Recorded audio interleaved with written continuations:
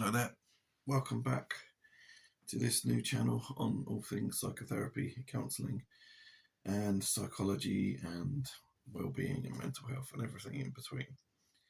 These aren't just my career, they're actually things that I'm genuinely interested in and have been my whole life. So hopefully each week I'm going to expand on themes and so people get a broad understanding of the counselling world and psychology world.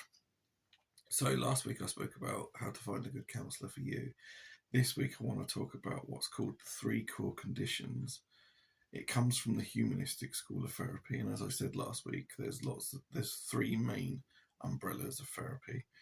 I'm going to do a video on that hopefully next week, where I will do a proper presentation. Humanistic, psychodynamic, and the behavioural schools of therapy. This comes from the humanistic side of things, and it was written by Carl Rogers.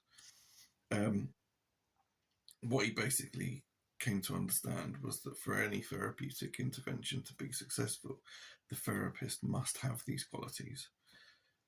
He actually wrote more than 3, but these 3, I'm not going to go into the others, these 3 are the main ones.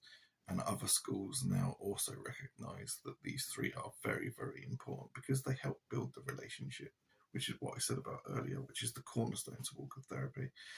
So what they are is their empathy, congruence, and unconditional positive regard.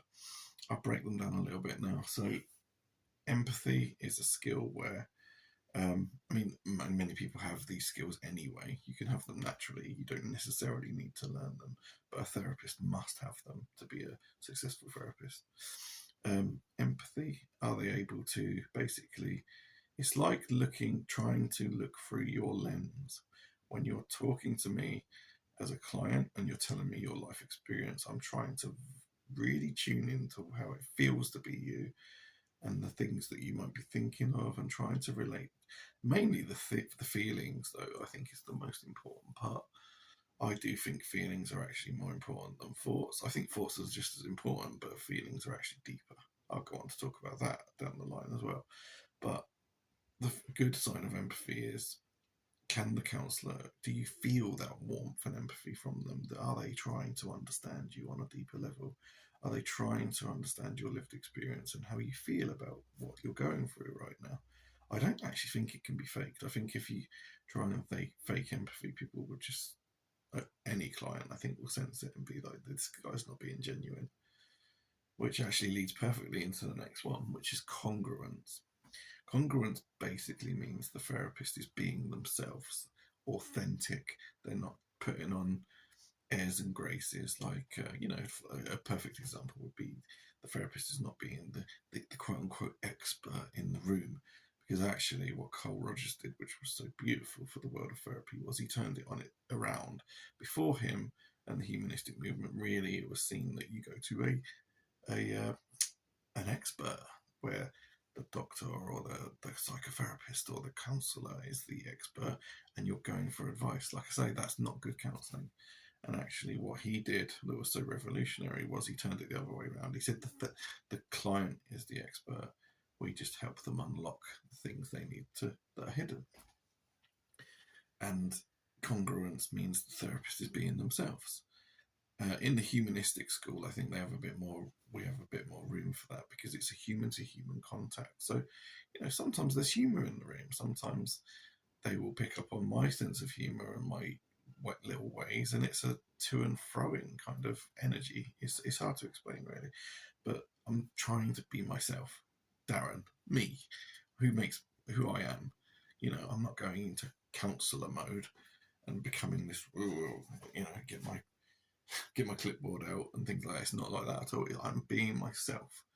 And a lot of people actually, through media and conditioning, I think they think that they're coming to see someone in a suit and tie and and it's just not like that at all. Actually, you'll find most counselling, the room I have just has 2 chairs in it, and it's just very much we just sit and we have a chat.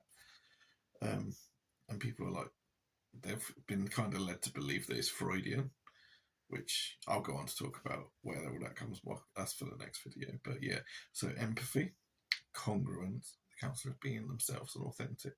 And the last one that's really important, in fact, they're all just as important, is unconditional positive regard. No matter what that client brings into the room, you never judge them. You regard them positively, and it's unconditional, no matter what. And when you do your training, you have to work through a lot of that, because you look at the blocks to those three.